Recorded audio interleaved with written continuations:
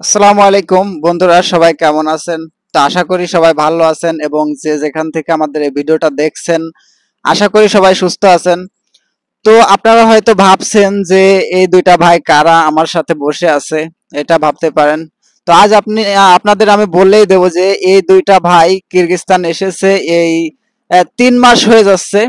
3 মাস এসেছে, তো 2.5 মাস কাজ করেছে। তাদের সুযোগ সুবিধা সেরকম দেয়নি, তাদের ভিসাও করে দেয়নি। তো আমি বললে হয়তো আপনাদের এটা বানানো কথা মনে হবে। তো চলুন আমরা তাদের কাছ থেকেই শুনে নিই তাদের সাথে কি ঘটেছে। তো সর্বপ্রথম আমি এই ভাইয়ার সাথে কথা বলবো, এই ভাইয়ার জীবনে কি ঘটেছে এবং কিরগিজস্তানে আসার পরে কি ঘটেছে, আগে কি ঘটেছে, তাকে কোথায় নেওয়ার কথা বলেছিল, কি বলেছিল সে বিষয়ে সে কথা বলবে। তো আপনারা তাদের কাছ থেকেই শুনে নিন তাদের বিস্তারিত।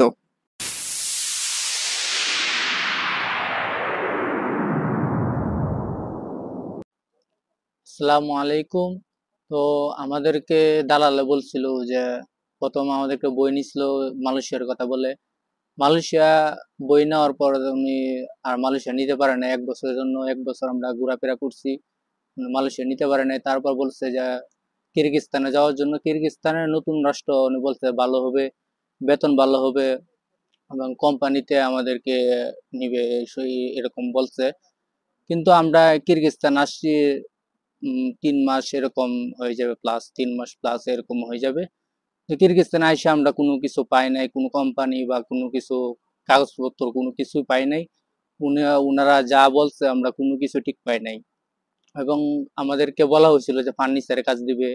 ফার্নিচারের কাজের কথা বললে আমাদেরকে বলছে যে আপাতত তোমরা ইটার ভাটায় যাও, ইটার ভাটায় কাজ করো, তারপর তোমাদের কাগজপত্র হইলে তোমাদেরকে কোম্পানিতে নেওয়া হবে, এরকম বলছিল। কিন্তু আমরা দীর্ঘ 2.5 মাস মতন কাজ করছি।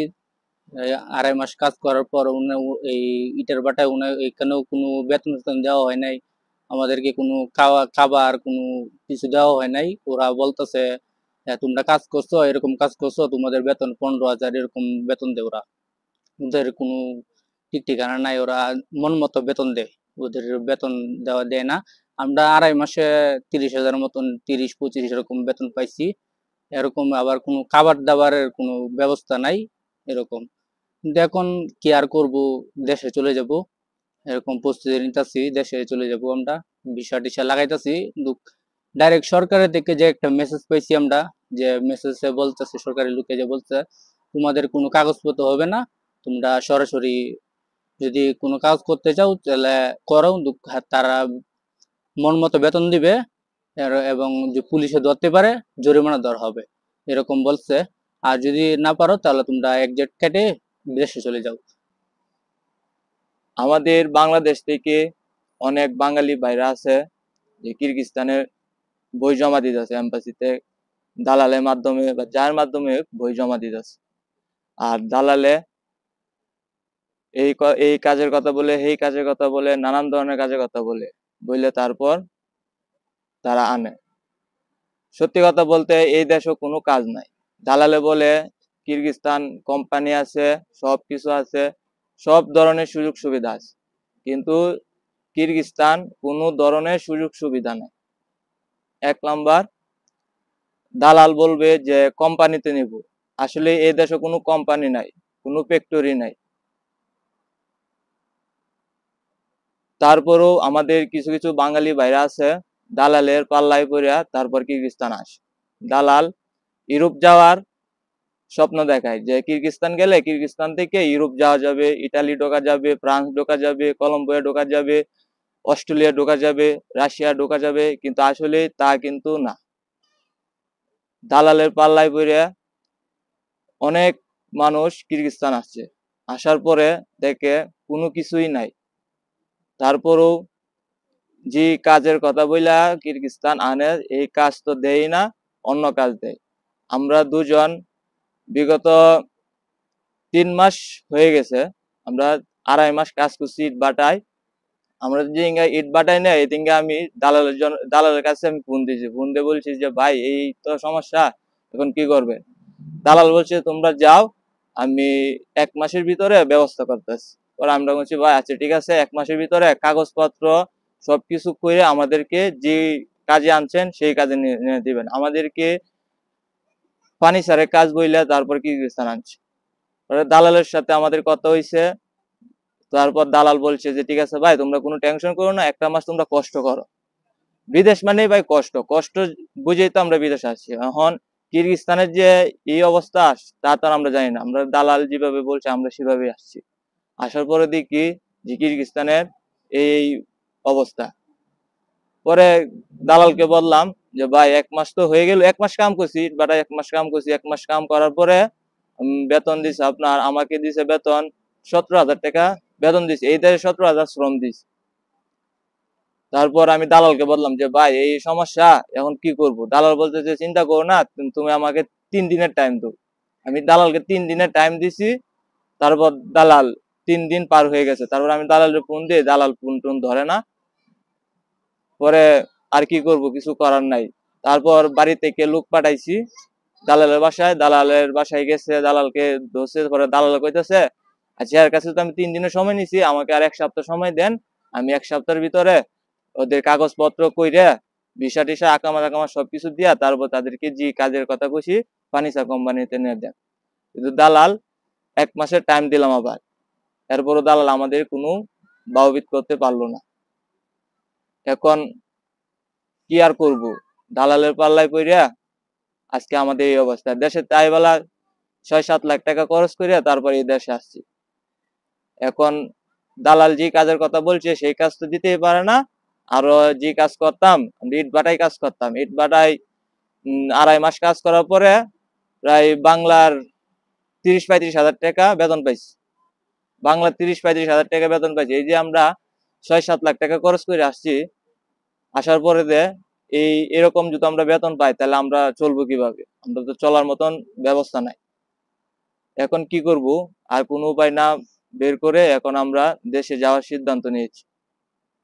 এখন আমরা এক্সজেট ভিসা করার জন্য দিয়েছি, এক্সজেট ভিসা হলে তারপর আমরা টিকিট কেটে দেশে চলে যাব। আর একটা কথা বলতে চাই যে আমাদের যে বাঙালি ভাইগুলো আছে যারা কিরগিজস্তান আসার জন্য বই জমা দিয়েছেন বা কিরগিজস্তান আসবেন এমন চিন্তা ভাবনা যাদের মাথায় আছে, আসার জন্য যাদের মাথায় চিন্তা ভাবনা আছে যে আমি কিরগিজস্তান যাব, তারা দয়া করে ভাই কিরগিজস্তান আসবেন না। কিরগিজস্তানের অবস্থা খুবই খারাপ। কিরগিজস্তান কোনো ফ্যাক্টরি নাই, কোম্পানি নাই। কোনো ফ্যাক্টরি না তো কোম্পানি থাকবে কোথায় থেকে? ফ্যাক্টরি নাই। এই যে দালাল বলে যে আমি তোমাকে চিজ ফ্যাক্টরি নিয়ে দেবো, চকলেট ফ্যাক্টরি নিয়ে দেবো, আসলে কোনো ফ্যাক্টরি নাই। আর ফ্যাক্টরি নাই তো কোম্পানি থাকবে কিসের?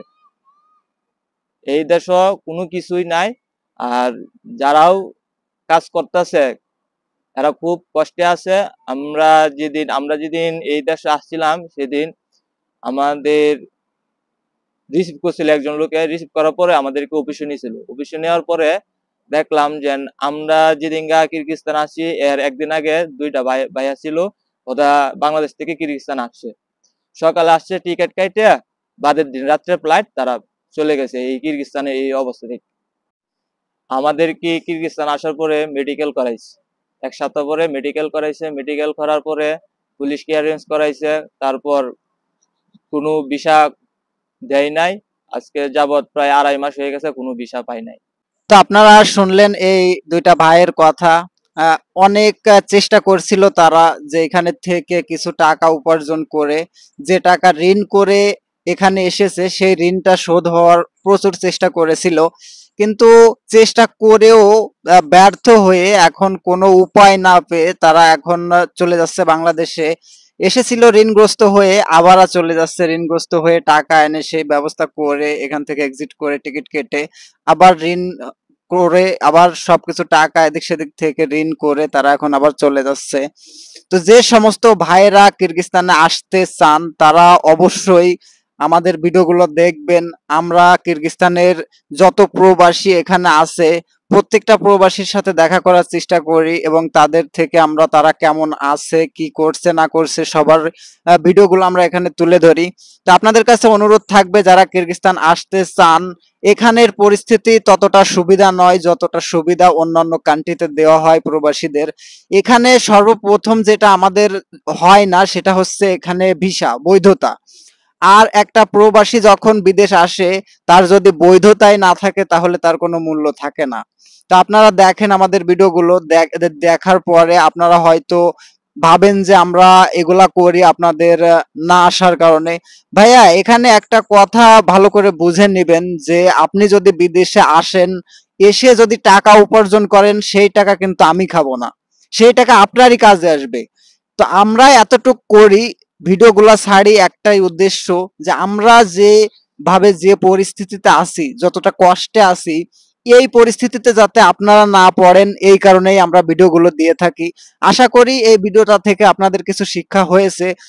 তো যদি এই ভিডিওটা থেকে আপনাদের কিছু শিক্ষা হয়ে থাকে তাহলে অবশ্যই ভিডিওটাকে লাইক করবেন এবং চ্যানেলটাকে সাবস্ক্রাইব করে দিবেন। তাহলে সবাই ভালো থাকবেন, সুস্থ থাকবেন। সবাইকে ধন্যবাদ। আসসালামু আলাইকুম।